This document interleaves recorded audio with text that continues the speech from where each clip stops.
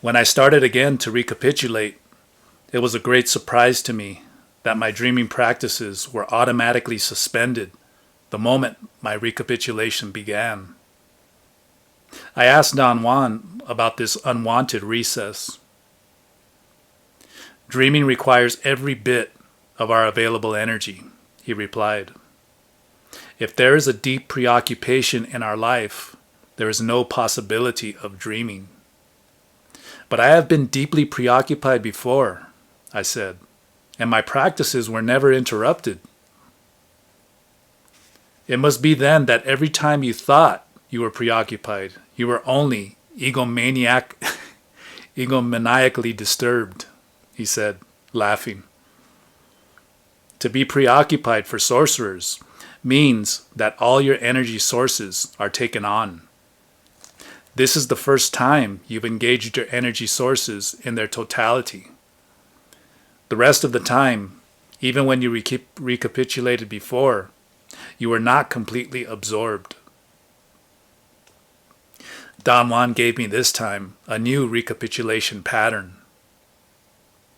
I was supposed to construct a jigsaw puzzle by recapitulating, without any apparent order, different events of my life. But it's going to be a mess, I protested. No, it won't be, he assured me.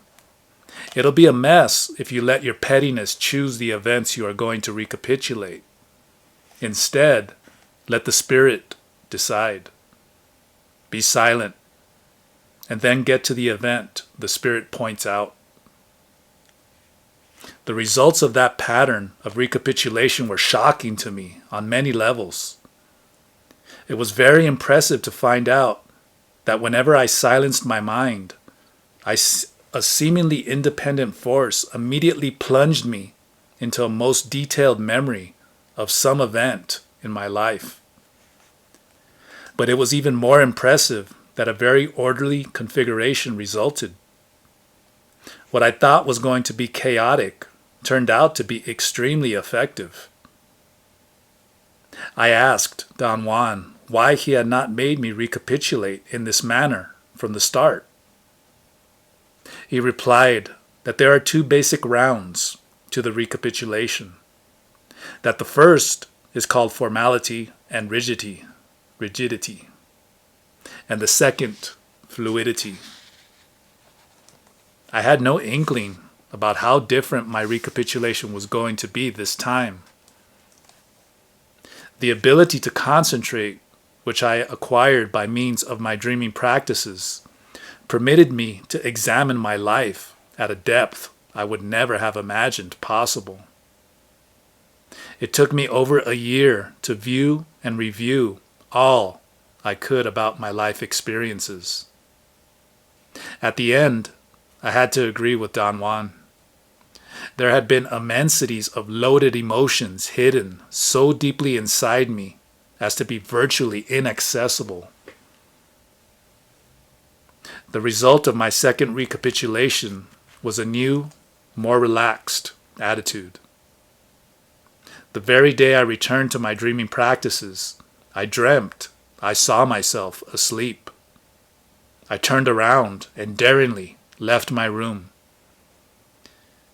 penuriously going down a flight of stairs to the street. I was elated with what I had done and reported it to Don Juan. My disappointment was enormous when he did not consider this dream part of my dreaming practices.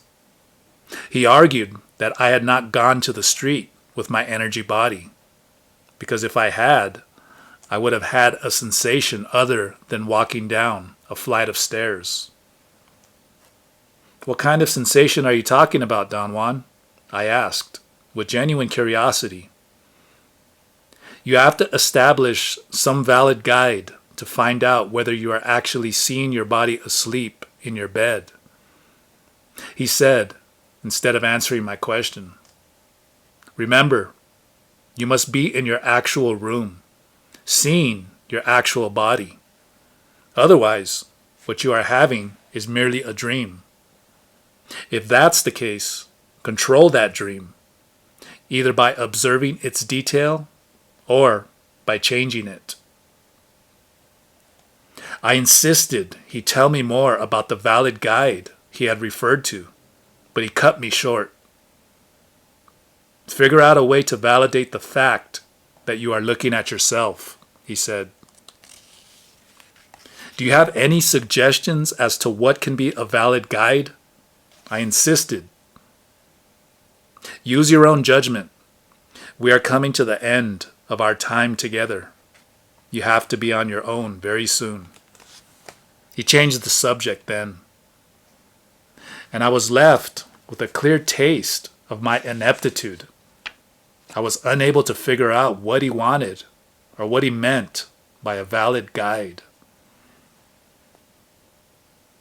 In my next dream, in which I saw myself asleep, instead of leaving the room and walking down the stairs or waking up screaming, I remained glued for a long time to the spot from which I watched.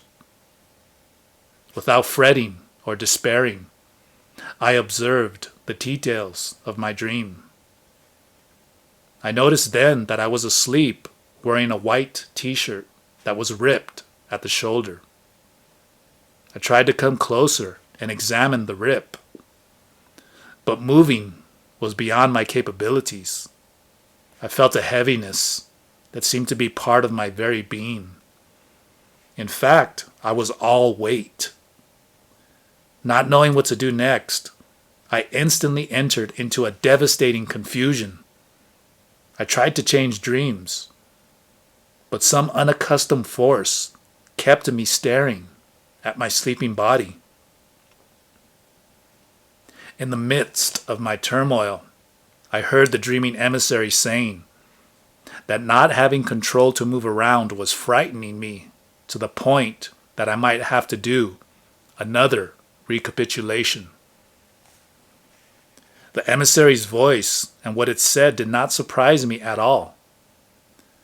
I had never felt so vividly and terrifyingly unable to move. I did not, however, give in to my terror.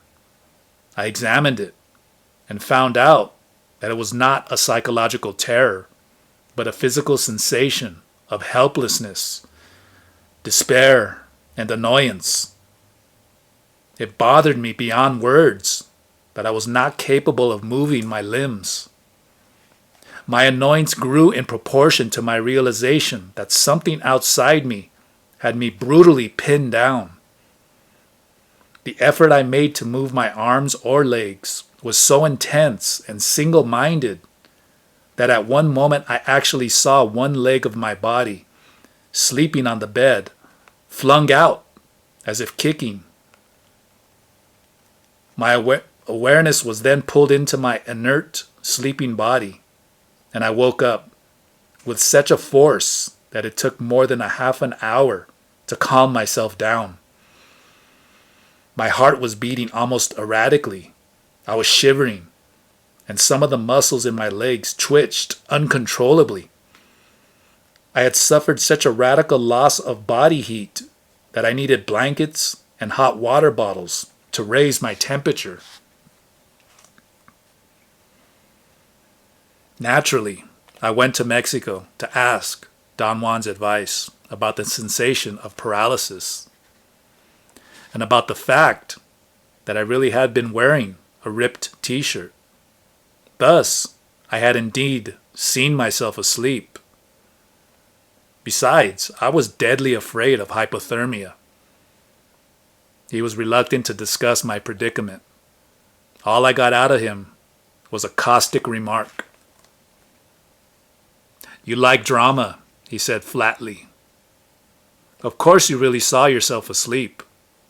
The problem is that you got nervous, because your energy body has never been consciously in one piece before. If you ever get nervous and cold again, hold on to your dick.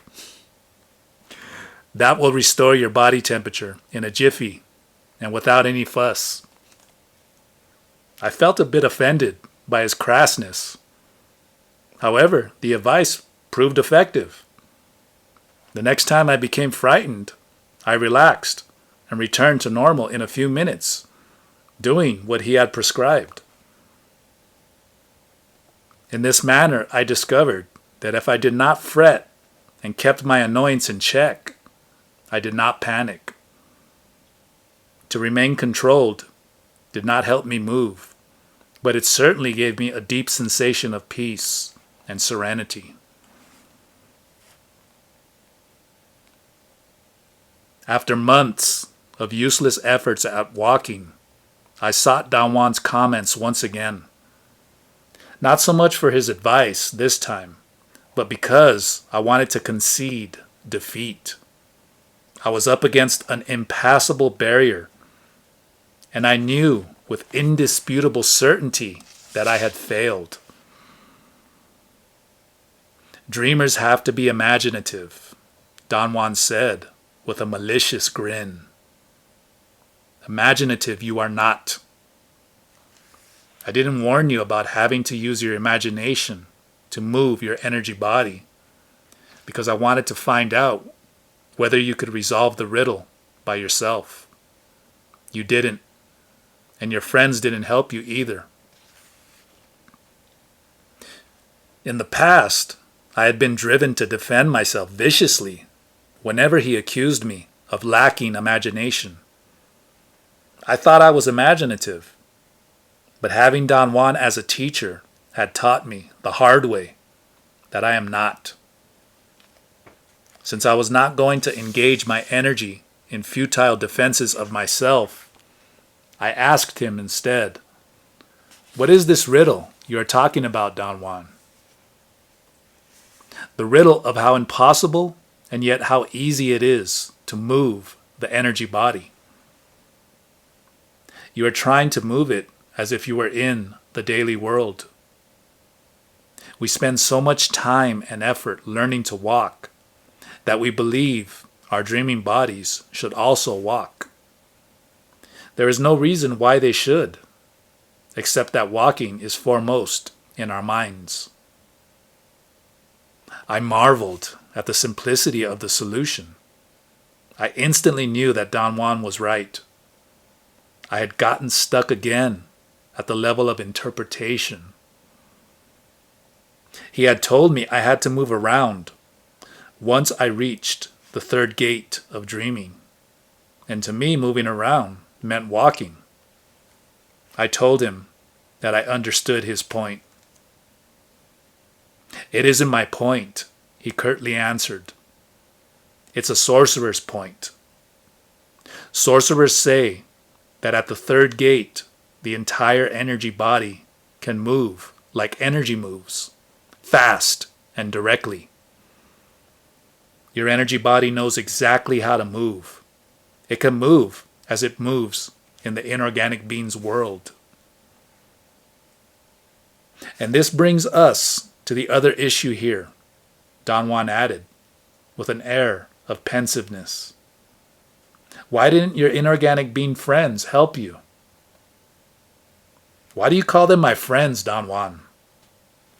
"They are like the classic friends, who are not really thoughtful or kind to us, but not mean either. The friends who are just waiting for us to turn our backs so they can stab us there." I understood him completely and agreed with him 100%. "What makes me go there? Is it a suicidal tendency?" I asked him, more rhetorically than not. "You don't have any suicidal tendency," he said. "What you have is a total disbelief that you were near death. Since you are not in physical pain, you can't quite convince yourself you were in mortal danger." His argument was most reasonable, except that I did believe a deep unknown fear had been ruling my life since my bout with the inorganic beings. Don Juan listened in silence as I described to him my predicament. I could not discard or explain away my urge to go to the inorganic beings world. in spite of what I knew about it. I have a streak of insanity, I said. What I do doesn't make sense. It does make sense. The inorganic beings are still reeling you in, like a fish hooked at the end of a line, he said. They throw worthless bait at you from time to time to keep you going. To arrange your dreams to occur every 4 days without fail is worthless bait. But they didn't teach you how to move your energy body. Why do you think they didn't?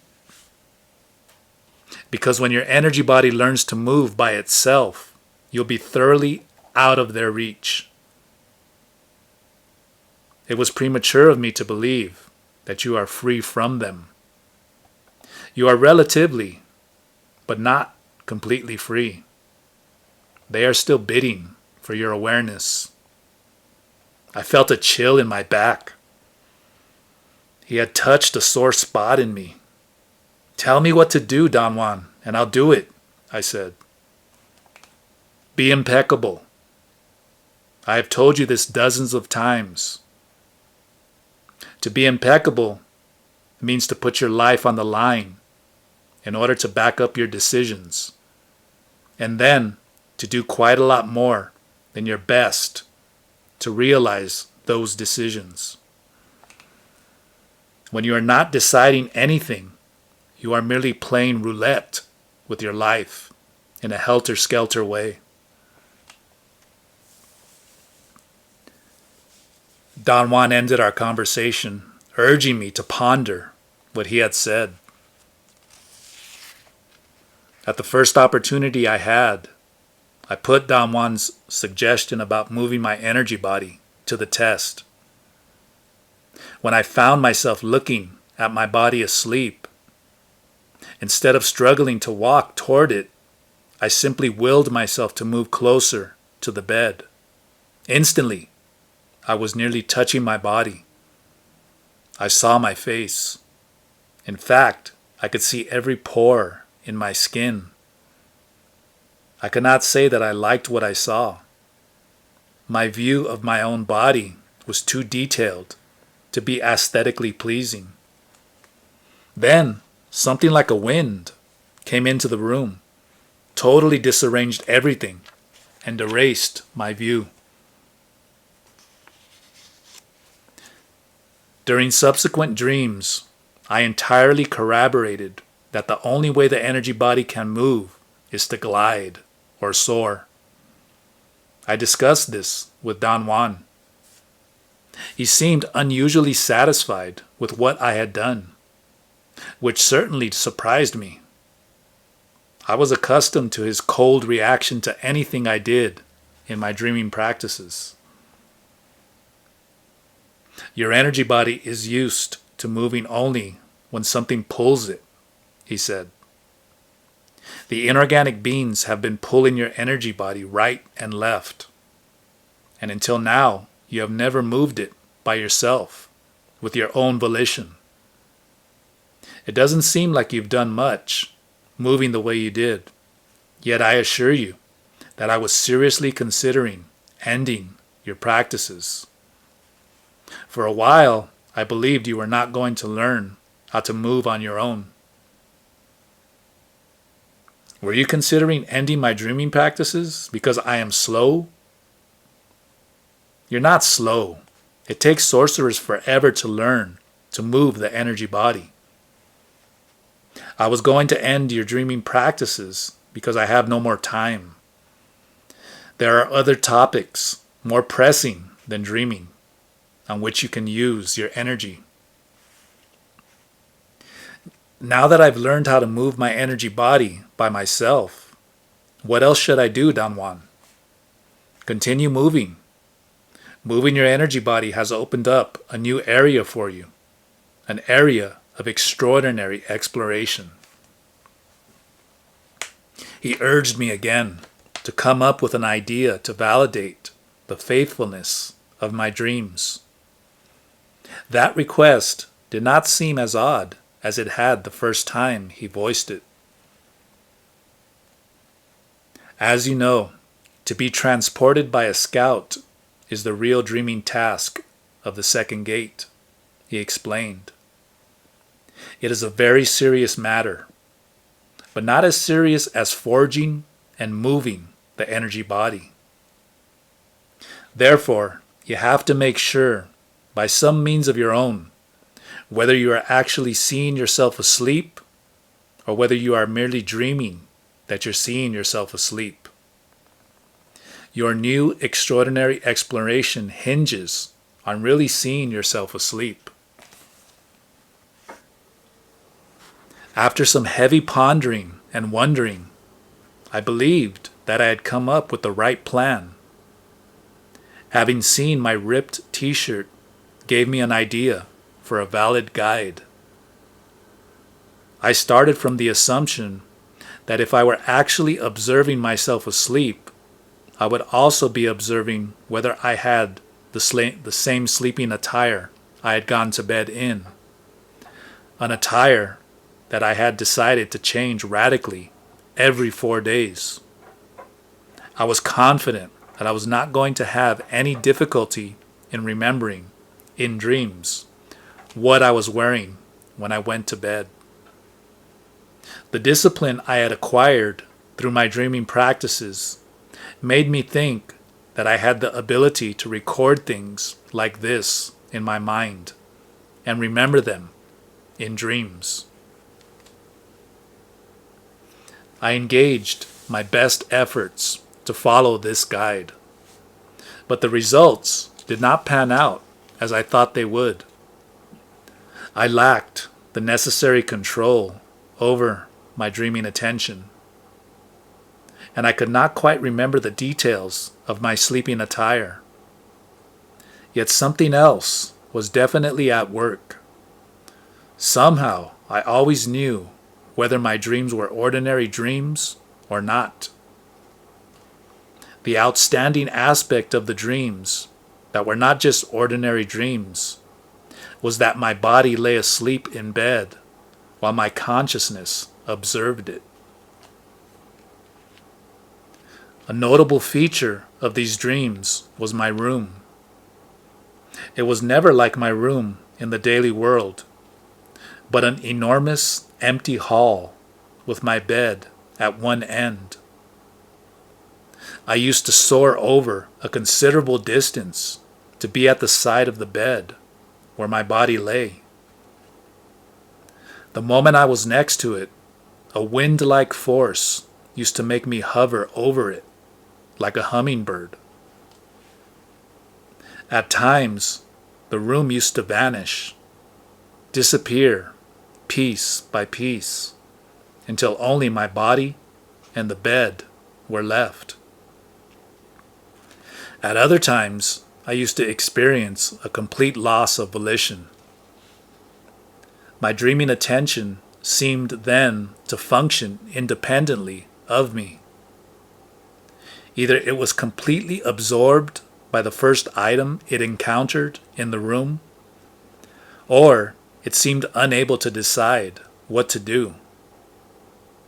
In those instances, I had the sensation that I was helplessly floating, going from item to item. The voice of the dreaming emissary explained to me once that all the elements of the dreams, which were not just commonplace dreams, were really energy configurations different from those of our normal world. The emissary's voice pointed out that, for example, the walls were liquid. It urged me then to plunge into one of them. Without thinking twice, I dived into a wall, as if I were diving into a huge lake. I did not feel the water-like wall. What I felt was not a physical sensation of plunging into a body of water either. It was more like the thought of diving and the visual sensation of going through liquid matter. I was going head first into something that opened up like water does, as I kept moving downward. The sensation of going down head first was so real that I began to wonder how long or how deep or how far I was diving. From my point of view, I spent an eternity in there. I saw clouds and rock-like masses of matter suspended in a water-like substance. There were some glowing geometric objects that resembled crystals and blobs of the deepest primary colors I had ever seen.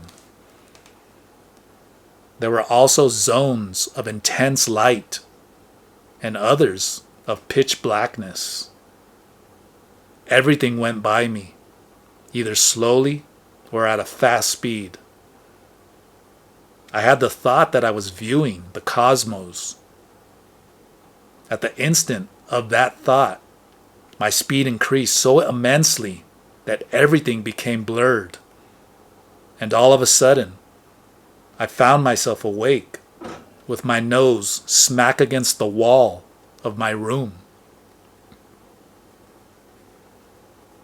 Some hidden fear urged me to consult with Don Juan.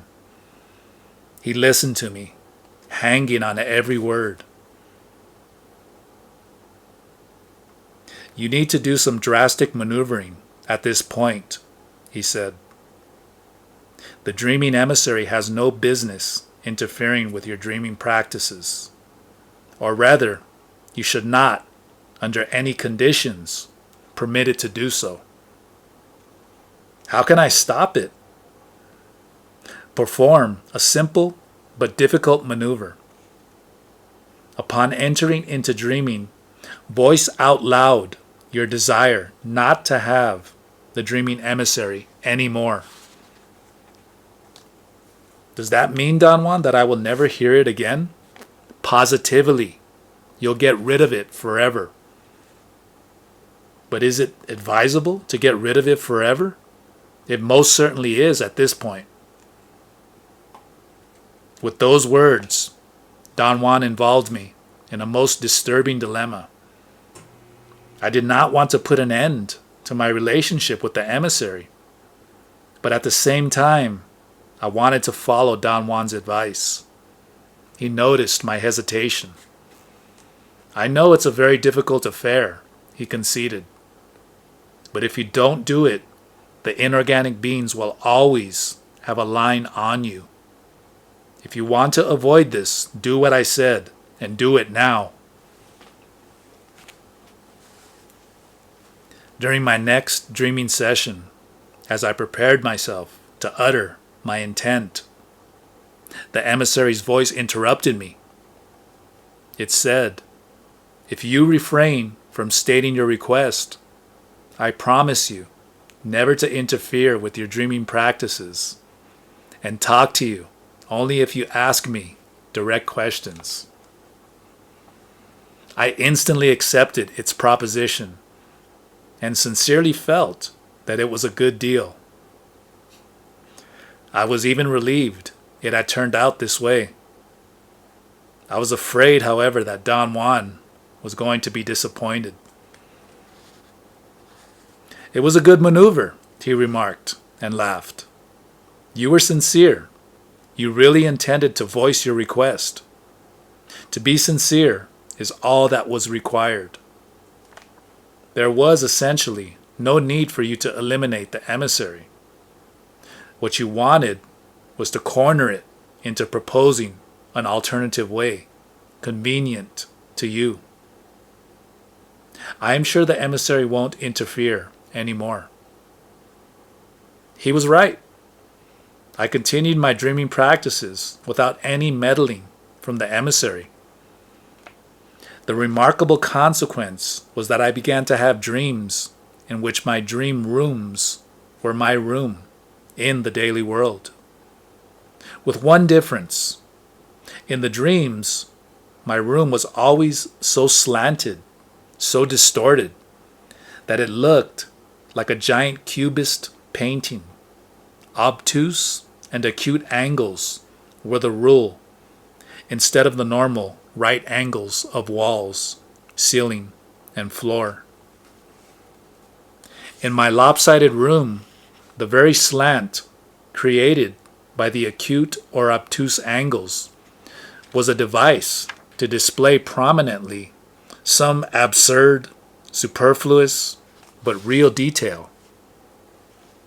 For example, intricate lines in the hardwood floor, or weathered discolorations in the wall paint, or dust spots on the ceiling, or smudged fingerprints on the edge of a door.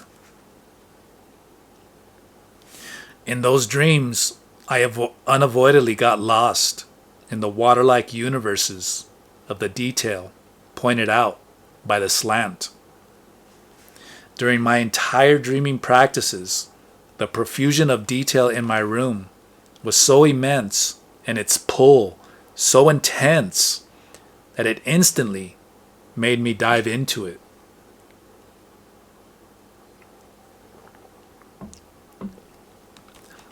At the first moment I was at Don Juan's place, consulting him about this state. "I can't overcome my room," I said to him, after I had given him the details of my dreaming practices. "What gives you the idea you have to overcome it?" he asked with a grin. "I feel that I have to move beyond my room, Don Juan." "But you are moving beyond your room. Perhaps you should ask yourself whether you are caught again in interpretations. What do you think moving means in this case?" I told him walking from my room to the street had been such a haunting dream for me that I felt a real need to do it again. "But you are doing greater things than that," he protested. "You are going to unbelievable regions. What else do you want?" I tried to explain to him that I had a physical urge to move away from the trap of detail. What upset me the most was my incapacity to free myself from whatever caught my attention.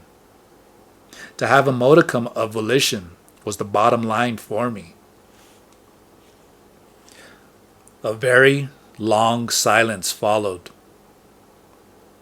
I waited to hear more about the trap of detail. After all, he had warned me about its dangers. "You are doing fine. Dreamers take a very long time to perfect their energy bodies.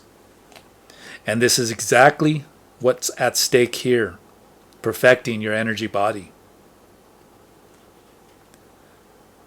Don Juan explained that the reason my energy body was compelled to examine detail and get inextricably stuck in it was its inexperience, its incompleteness. He said that sorcerers spend a lifetime consolidating the energy body by letting it sponge up everything possible. Until the energy body is complete and mature, it is self-absorbed, Don Juan went on. It can't get free from the compulsion to be absorbed by everything. But if one takes this into consideration, instead of fighting the energy body, as you're doing now, one can lend it a hand. "How can I do that, Don Juan?" "By directing its behavior. That is to say, by stalking it." He explained that since everything related to the energy body depends on the appropriate position of the assemblage point, and since dreaming is nothing else but the means to displace it, stalking is, consequently, the way to make the assemblage point stay put on the perfect position. In this case, the position where the energy body can become consolidated and from which it can finally emerge. Don Juan said that the moment the energy body can move on its own, sorcerers assume that the optimum position of the assemblage point has been reached. The next step is to stalk it. That is, to fixate it on that position in order to complete the energy body. He remarked that the procedure is simplicity itself. One intends to stalk it. Silence and looks of expectation followed that statement. I expected him to say more, and he expected me to have understood what he had said. I had not. Let your energy body intend to reach the optimum dreaming position, he explained. Then let your energy body intend to stay at that position, and you will be stalking. He paused, and with his eyes urged me to consider his statement. Intending is the secret, but you already know that, he said. Sorcerers displace their assemblage points through intending and fixate them equally through intending. And there is no technique for intending. One intends through usage. To have another of my wild assumptions about my worth as a sorcerer was unavoidable at that point. I had boundless confidence that something was going to put me on the right track to intend the fixation of my assemblage point on the ideal spot. I had accomplished in the past all kinds of successful maneuvers without knowing how I performed them. Don Juan himself had marveled at my ability or my luck, and I was sure this was going to be one of those instances. I was gravely mistaken. No matter what I did or how long I waited, I had no success whatsoever in fixing my assemblage point on any spot, much less on the ideal one. After months of serious but unsuccessful struggling, I gave up. I really believed I could do it, I said to Don Juan the moment I was in his house. I'm afraid that nowadays I'm more of an egomaniac than ever. Not really, he said with a smile. What happens is that you are caught in another of your routinary misinterpretations of terms. You want to find the ideal spot as if you were finding your lost car keys. Then you want to tie your assemblage point as if you were tying your shoes. The ideal spot and the fixation of the assemblage point are metaphors. They have nothing to do with the words used to describe them. He asked me then to tell him the latest events of any dreaming practices. The first thing I mentioned was that my urge to be absorbed by detail had subsided notably. I said that perhaps because I moved in my dreams compulsively and incessantly, the movement might have been what always managed to stop me before I plunged into the detail I was observing.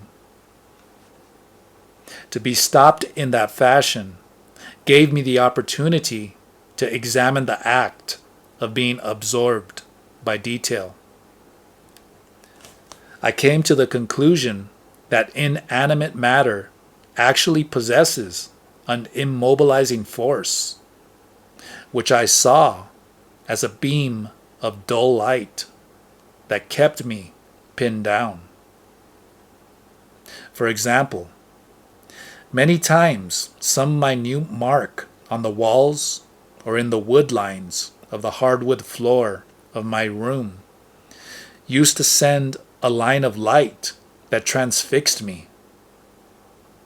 From the moment my dreaming attention was focused on that light, the whole dream rotated around that minute mark. I saw it enlarged, perhaps to the size of the cosmos. That view used to last until I woke up, usually with my nose pressed against the wall or the wood floor. My own observations were that, in the first place, the detail was real, and in the second place, I seemed to have been observing it while I was asleep. Don Juan smiled and said, "All this is happening to you because the forging of your energy body was completed the moment it moved by itself. I didn't tell you that, but I insinuated it. I wanted to know whether or not you were capable of finding it out by yourself, which of course you did." I had no idea what he meant. Don Juan scrutinized me in his usual manner. His penetrating gaze scanned my body. "What exactly did I find out about myself, Don Juan?" I was forced to ask. "You found out that your energy body had been completed," he answered. "I didn't find out anything of the kind, I assure you." "Yes, you did. It started some time ago, when you couldn't find a guide to validate the realness of your dreams.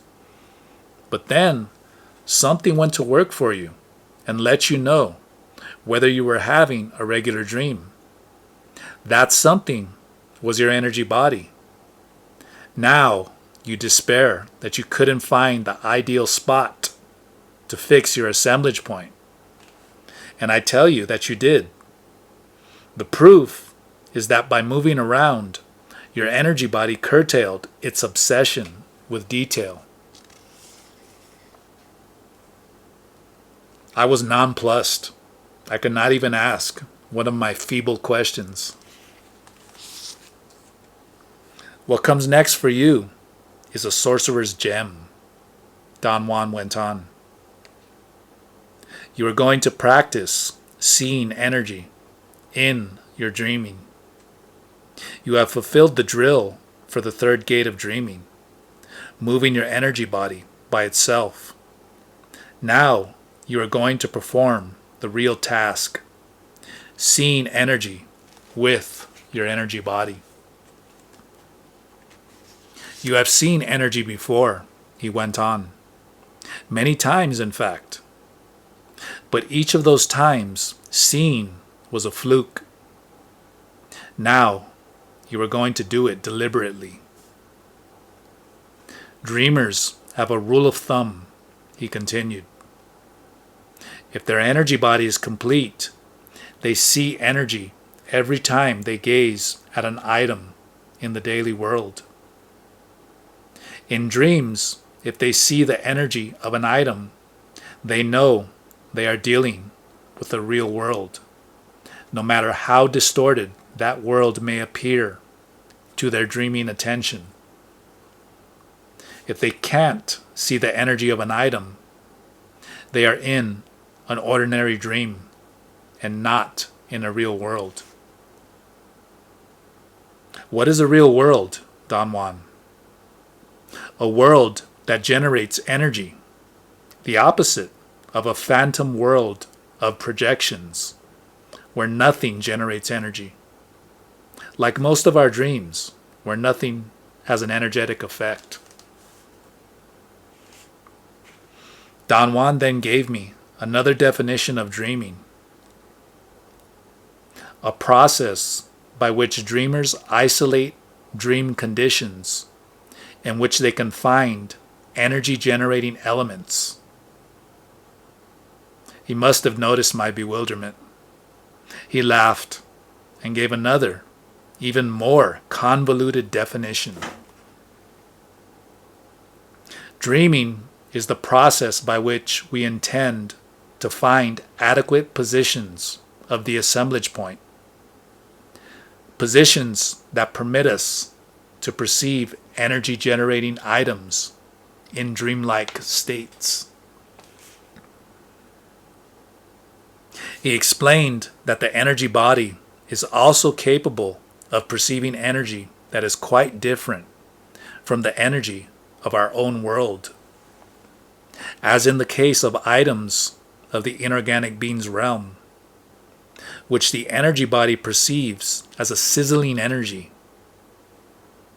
He added that in our world, nothing sizzles. Everything here wavers. From now on, he said, the issue of your dreaming is going to be to determine whether the items on which you focus your dreaming attention are energy generating, mere phantom projections, or generators of foreign energy. Don Juan admitted that he had hoped I was going to come up with the idea of seeing energy as the gauge to determine whether or not I was observing my real body asleep.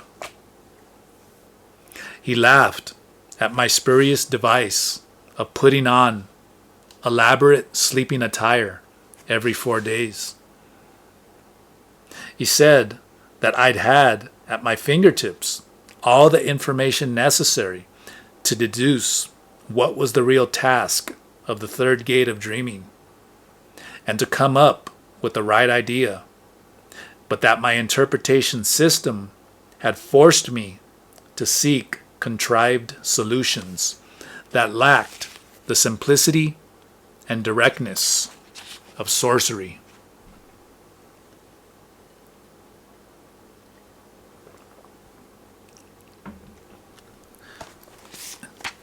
Chapter 9. The New Area of Exploration. Don Juan told me that in order to see in dreaming, not only did I have to intend seeing, but I had to put my intent into loud words. For reasons he refused to explain, he insisted that I had to speak up. He conceded that there are other means to accomplish the same result, but he asserted that voicing one's intent is the simplest and most direct way. The first time I put into words my intent to see, I was dreaming of a church bazaar.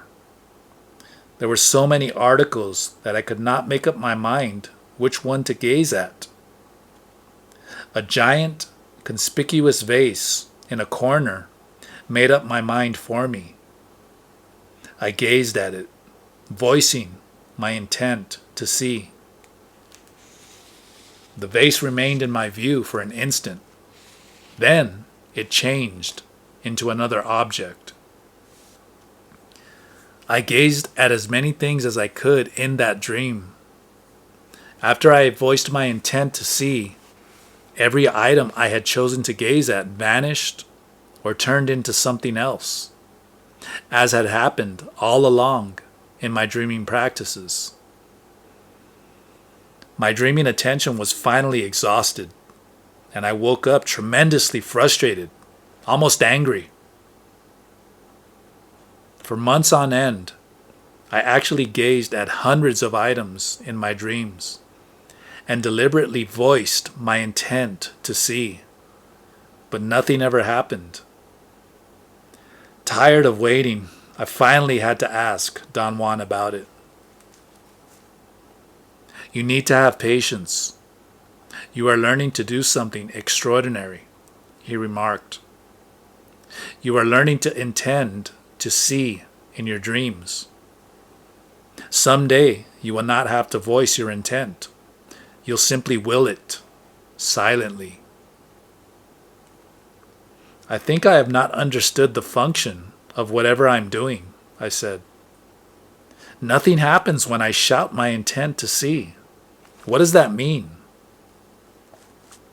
It means that your dreams so far have been ordinary dreams. They have been phantom projections, images that have life only in your dreaming attention. He wanted to know exactly what had happened to the items on which I had focused my gaze. I said that they had vanished or changed shape or even produced vortexes that eventually changed my dreams. It has been like that in all my daily dreaming practices, I said. The only thing out of the ordinary is that I am learning to yell in my dreams at the top of my voice. My last statement threw Don Juan into a genuine fit of belly laughter, which I found disconcerting. I failed to find the humor of my statement, or the reason for his reaction. Someday you'll appreciate how funny all this is, he said, as an answer to my silent protest. In the meantime, don't give up or get discouraged. Keep on trying. Sooner or later, you'll hit the right note. As usual, he was right. A couple of months later, I hit the jackpot. I had a most unusual dream. It started with the appearance of a scout from the Inorganic Beings world. The scouts, as well as the dreaming emissary, had been strangely absent from my dreams. I had not missed them or pondered their disappearance. In fact, I was so at ease without them, I had even forgotten to ask Don Juan about their absence.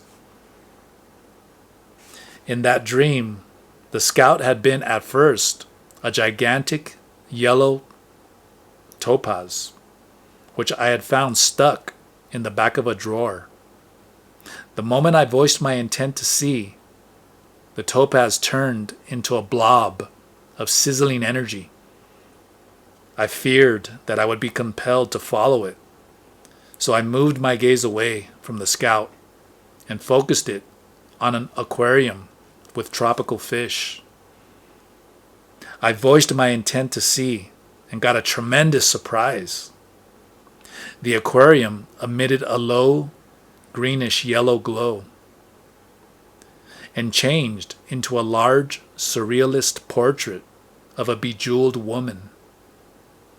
The portrait emitted the same greenish glow when I voiced my intent to see. As I gazed at that glow, the whole dream changed. I was walking then on a street in a town that seemed familiar to me. It might have been Tucson.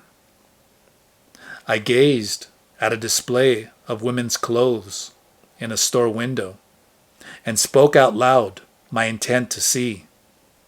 Instantly, a black mannequin, prominently displayed, began to glow. I gazed next at a sales lady who came at that moment to rearrange the window. She looked at me. After voicing my intent, I saw her glow. It was so stupendous that I was afraid some detail in her splendorous glow would trap me. But the woman moved inside the store before I had time to focus my total attention on her. I certainly intended to follow her inside. However, my dreaming attention was caught by a moving glow. It came to me charging, filled with hatred. There was loathing in it and viciousness.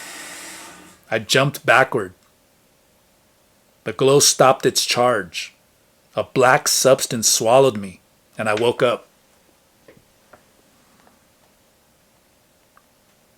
These images were so vivid that I firmly believed I had seen energy, and my dream had been one of those conditions that Don Juan had called dreamlike, energy generating. The idea that dreams can take place in the consensual reality of our daily world intrigued me. just as the dream images of the inorganic beings realm had intrigued me. This time, you not only saw energy, but crossed a dangerous boundary, Don Juan said after hearing my account. He reiterated that the drill for the third gate of dreaming is to make the energy body move on its own. In my last session, he said, I had unwittingly superseded the effect of that drill and crossed into another world. Your energy body moved, he said. It journeyed by itself. That kind of journeying is beyond your abilities at this moment, and something attacked you. What do you think it was, Don Juan? This is a predatorial universe. It could have been one of thousands of things existing out there. Why do you think it attacked me? For the same reason the inorganic beings attacked you, because you made yourself available. Is it that clear cut, Don Juan? Certainly. It's as clear cut as what you would do if a strange-looking spider crept across your desk while you were writing. You'd squash it out of fright, rather than admire it or examine it. I was at a loss and searched for words to ask the proper question. I wanted to ask him where my dream had taken place, or what world I was in that dream. But those questions did not make any sense. I could gather that myself. Don Juan was very understanding. You want to know where your dreaming attention was focused, don't you? He asked, with a grin. This was exactly how I wanted to word my question. I reasoned that in the dream under consideration, I must have been looking at some real object, just like what had happened when I saw in dreams the minute details on the floor or the walls or the door of my room. Details that I had later had corroborated existed.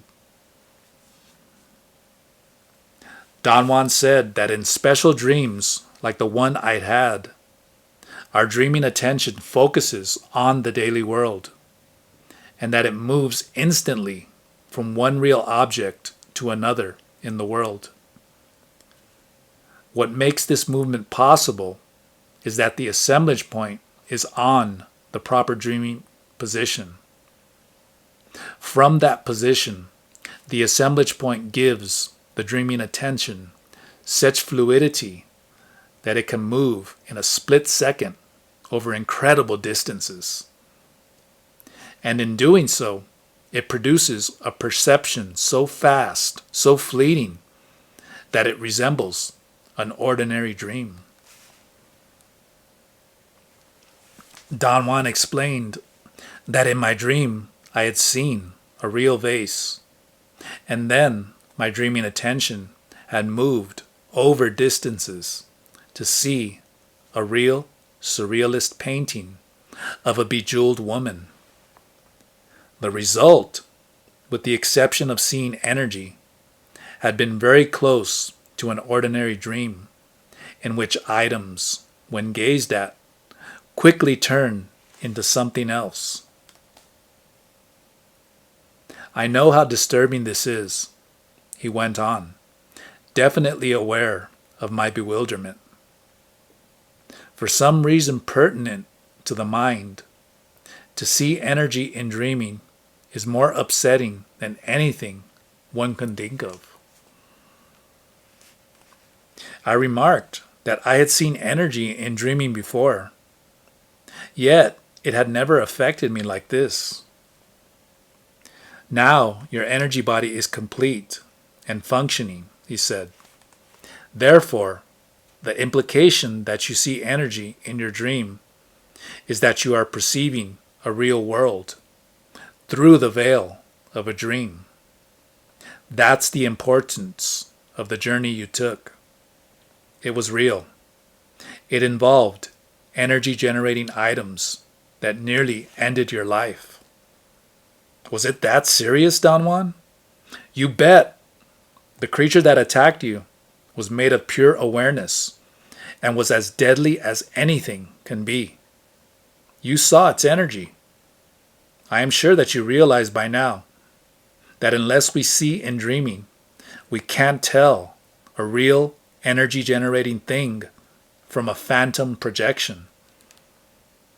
So, even though you battled the inorganic beings and indeed saw the scouts and the tunnels, your energy body doesn't know for sure if they were real, meaning energy generating. You are 99, but not 100% sure. Don Juan insisted on talking about the journey I had taken.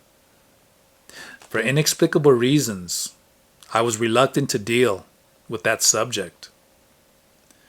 What he was saying produced an instantaneous reaction in me. I found myself trying to come to grips with a deep, strange fear. It was dark and obsessive in a nagging, visceral way. You definitely went into another layer of the onion, Don Juan said, finishing a statement to which I had not paid attention. What is this other layer of the onion, Don Juan? The world is like an onion. It has many skins. The world we know is but one of them. Sometimes we cross boundaries and enter into another skin, another world. Very much like this one, but not the same. And you entered into one all by yourself. How is this journey you're talking about possible, Don Juan? That is a meaningless question, because no one can answer it. In the view of sorcerers, the universe is constructed in layers, which the energy body can cross. Do you know where the old sorcerers are still existing to this day? In another layer, in another skin of the onion. For me, the idea of a real pragmatic journey taken in dreams is very difficult to understand or to accept, Don Juan. We have discussed this topic to exhaustion. I was convinced you understood that the journey of the energy body depends exclusively on the position of the assemblage point. You've told me that, and I've been mulling it over and over, still saying that the journey is in the position of the assemblage point doesn't say anything to me. Your problem is your cynicism. I was just like you. Cynicism doesn't allow us to make drastic changes in our understanding of the world. It also forces us to feel that we are always right.